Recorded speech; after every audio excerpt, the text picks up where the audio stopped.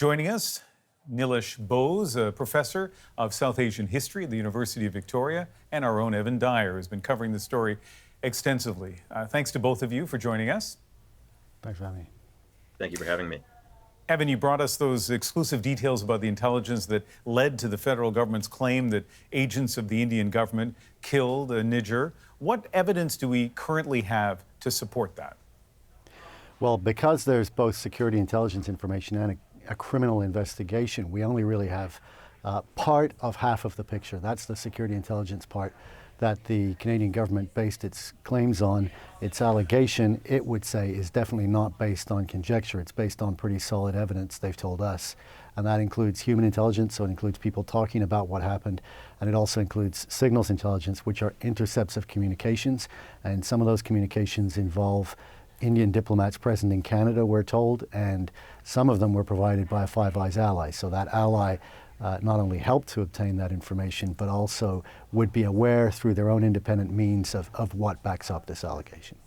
Nilesh, at the beginning of the week, this was a bombshell of a story, and the Indian government said, we just don't believe it. Show us the proof, we don't believe it. Now that there's been a little bit more support of this story through, including other things, reporting by Evan, what changes have we seen in the reaction of the Indian government?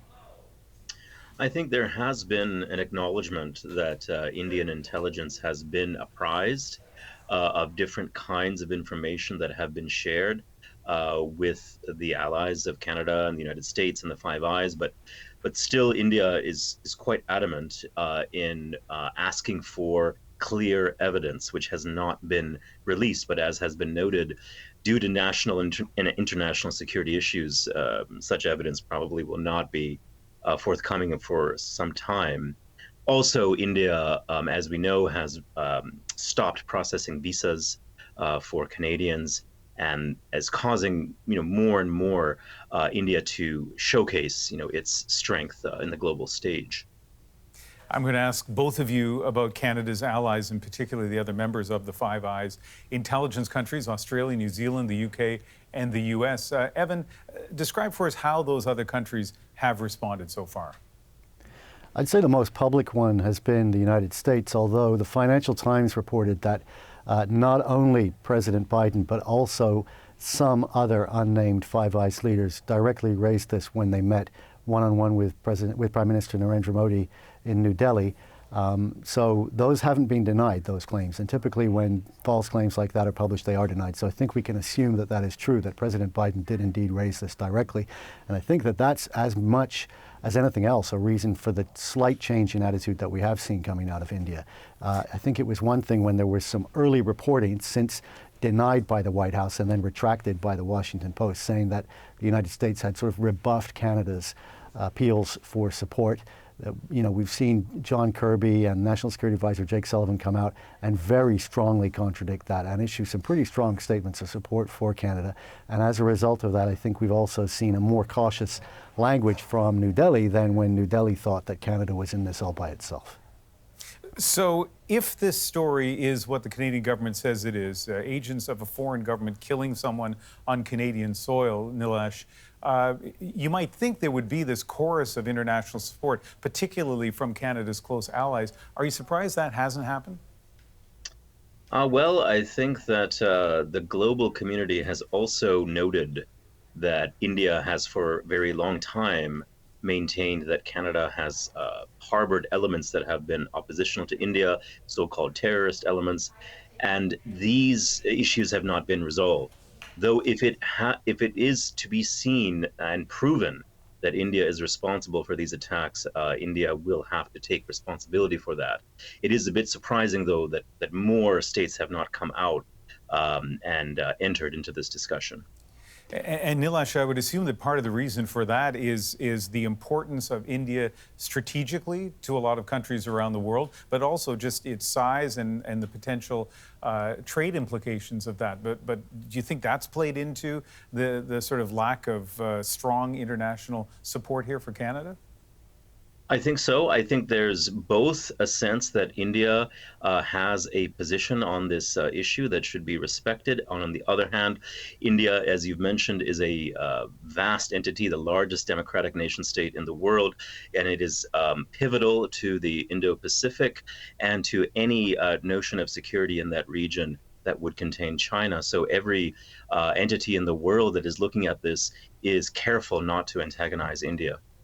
And I Evan, would what agree about the with that, politics? yeah. Oh, yeah, sorry, jump in. I'm sorry. I mean, actually, just today, if you look, U.S. Secretary of State Antony Blinken was meeting with his Indian, Japanese, and Australian counterparts for the Quad security dialogue. So the U.S. is certainly trying to draw India closer and use it as a foil to China, and other countries feel the same way, and also on top of that have other issues, like the U.K. is in the late stages of free trade talks with India, for example.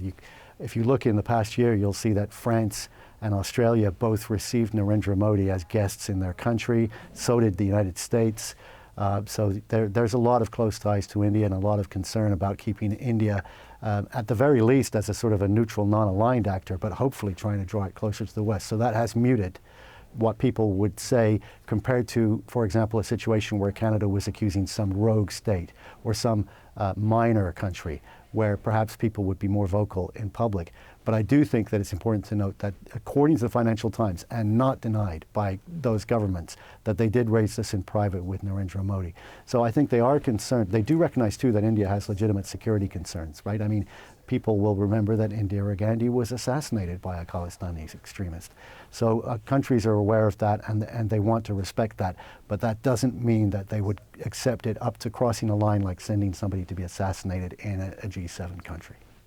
And Nilesh, do you have concerns at all of the impact that this dispute may have on Canadians or people in Canada with ties to India? I think so. I mean, students and Indians in Canada today have been beset with messages, text messages, and emails from their families and friends and relatives in India about their safety. As was implied, the Indian missions abroad often have been besieged with extremists in Canada, in the United States. There are reports of Hindu temples being defaced and vandalized in Canada, adding up to a sense of fear for Indians in Canada, though I think they are magnified and to some degree sensationalized by the diplomatic discussions happening today. Well, Evan Dyer in Ottawa and Nilesh Bose in Victoria, thanks to you both. Thanks very much.